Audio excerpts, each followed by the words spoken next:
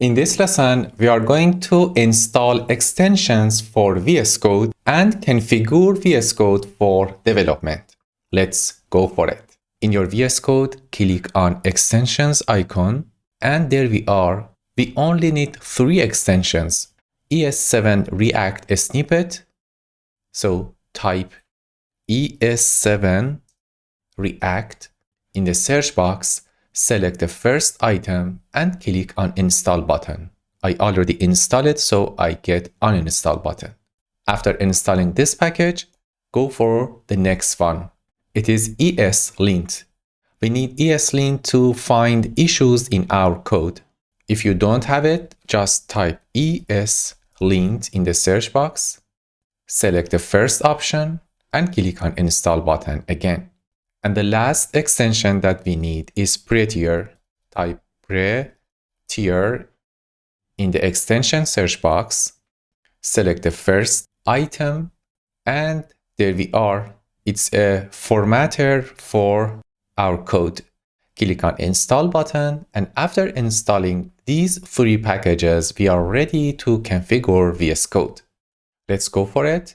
From Help menu in VS Code, select Show All Commands and type User Setting.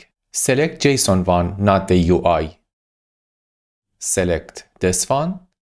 And here is all the setting that we need in our project. From these settings, only 5 settings are required and others are optional.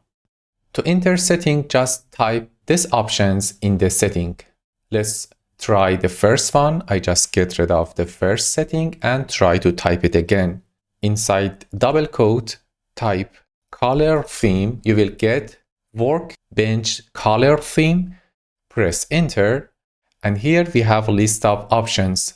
Select default dark plus. It's the theme that we will use in this course. For others, use the same method. Type editor.default formatter to the Prettier-VS Code. So we are using the extension that we installed earlier for formatting our code. Also enable format on save. So when you press Ctrl S, automatically your code will be saved. Next 2 settings are for Prettier. First one is removing semicolon at the end of the commands. And the last one is using single quote instead of double quote for wrapping strings. By having this setting, our code looks prettier and more professional. For the optional setting, I just set the zoom level to 4 to make the font bigger. The next one is removing the mini map on the right side. Also, I remove the status bar at the bottom of VS Code.